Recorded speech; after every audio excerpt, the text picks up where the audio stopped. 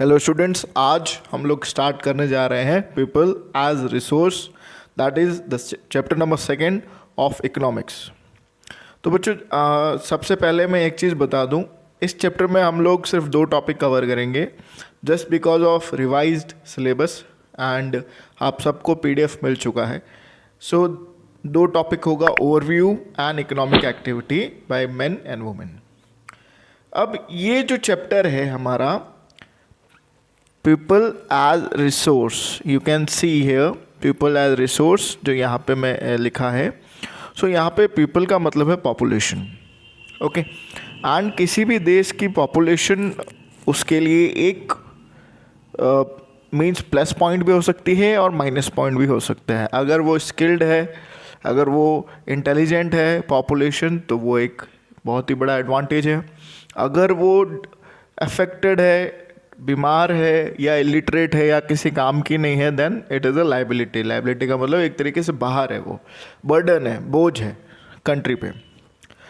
ये चैप्टर हमको बताएगा कि किस तरीके से हम, क्योंकि हमारा जो देश है वो दुनिया का ऐसा देश है और जहाँ पे second number in the terms of population we are second number. So हमें ये जानना बहुत ज़रूरी है कि क्या क्या मेथड्स है, जैसे कि जिससे हमारे यहाँ के जो लोग हैं वो हमारे लिए एक असेट हो।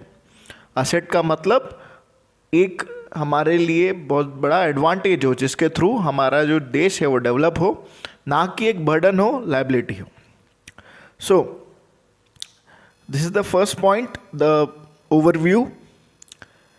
इसमें मैंने काफ़ी अलग अलग जो इम्पॉर्टेंट लाइंस हैं उनको मैंने अलग अलग डिफरेंट कलर्स में सिग्निफाई किया है। तो जो आज हम कवर करेंगे that will be the overview, okay. And in the overview you can read. तो सबसे पहले जो हमें बात करनी है that the chapter people as resource is an effort to explain people और population as an asset for the economy rather than a liability. तो सबसे पहला जो इस चैप्टर का जो मेन एम है वो आपको ये समझाने का है कि पॉपुलेशन जो है, पीपल जो है, वो एक असेट होती है, ना कि एक लाइबिलिटी, ना कि एक बोझ। So in the yellow portion you can see people becomes human capital when there is an investment made in the form of education, training and medical. So यहाँ पे फर्स्ट टाइम आपने एक टर्म सुना है, human capital. Human capital means human है जो कि आपके लिए कैपिटल है। कैपिटल का मतलब एक तरीके से आपकी संपत्ति है। अब संपत्ति कैसे होगी? संपत्ति का मतलब अगर एक ज़मीन है तो वो आपको कुछ ना कुछ अर्निंग देगी। अर्निंग का मतलब जैसे कि आपका एक घर है तो आपने उसको, वो आपकी संपत्ति है, एक बहुत बड़ा घर है आपका, वो एक संपत्ति है।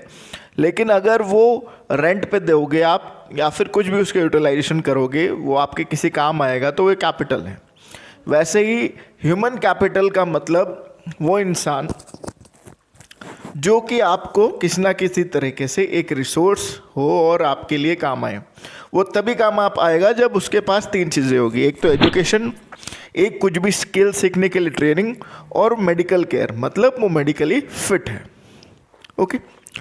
अब people as resource is a way when you can see there are 4 lines in the red colour.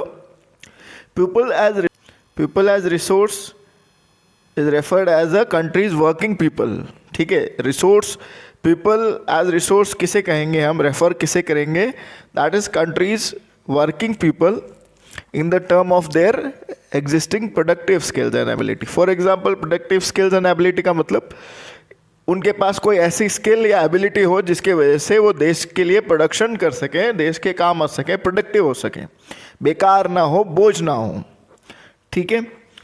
उसे हमने बोल दिया that is why as it is known as people as resource. काफ़ी हम देखते हैं हमारे जैसे स्कूल में, आप देख सकते हैं टीचर है, तो टीचर है या फिर नॉन टीचिंग स्टाफ है जो आपको सर्विस देता है, तो वो एक क्या हो गया, resource.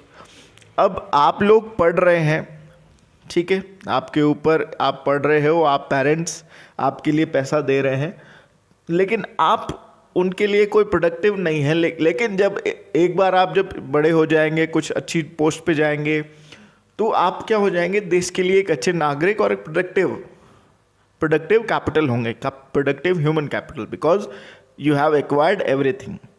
Then you will get a good job, and just like that. In the human work for the money, and money means capital. For example, if a teacher is teaching you, he wants to earn money. Just like your father who is doing any job or he is having any business, तो वो दोनों काम क्यों कर रहे हैं? या businessman है आपके डैड, तो वो बिजनेस कर रहे हैं ताकि वो पैसा कमा सकें. Okay, and on the same hand he is having skill of doing business, या फिर कोई कहीं जॉब कर रहे हैं, तो same he is also having skill, उनके पास एक हुनर है, स्किल है, जिसके थ्रू वो कैपिटल कर सकें और एक अपने आप को एक रिसोर्स बना सकें, एंड रिसोर्स की तरह यूज़ कर सकें और देश के भी काम आ सकें.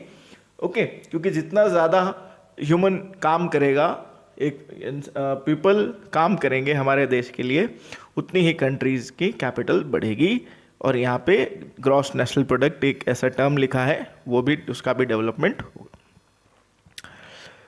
Now there is one more term, that is human resource. Now human resource is further developed by becoming more educated and healthy. We call it human capital formation. ये एक इंपॉर्टेंट टर्म है, human capital formation, that's add to productive power of the country, just like physical capital formation. देखो, human resource कोई भी हो सकता है. For example, human resource एक तरीके से एक टेलर हो सकता है, ठीक है, वो एक ह्यूमन रिसोर्स है. लेकिन उसे अगर मुझे फैशन डिज़ाइनर बनाना है, जिसे हम बोलेंगे ह्यूमन कैपिटल, तो मुझे उसे और ज़्यादा एजुकेटेड करना पड़ेगा, उसे हेल्दी रखना पड़ेगा, ताकि वो फैशन डिज़ाइनर बने, आगे बढ़े अपने लाइफ में. There is a story of Sakal, okay, two friends Vilas and Sakal. तो आप ये स्टोरी पढ़ लेना, ये ज़्यादा इतना इंपॉर्टेंट नहीं है, इसमें से कुछ भी क्वेश्चंस वगैरह आते नहीं हैं, बट ये एक पढ़ लेना. तो इसमें दो दोस्तों की स्टोरी है जो आपको बताएगी कि एक फ्रेंड जो कि वही पुराना काम करता है, कुछ आगे सीखता नहीं है, एजुकेटेड नहीं होता, वो वहीं रह जाता है, और जो ज़्यादा पढ़ लेता है, अपने आप को डेवलप करता है एज अ रिसोर्स, वो आगे बढ़ जाता है. तो ये एक डिफरेंस है. आप ये एक स्टोरी पढ़ लेना, story of this both. Okay, homework is in this video only. There are 3 points. You need to write all the 3 points which are shown in this video in a color form. So this is all from my side. Thank you.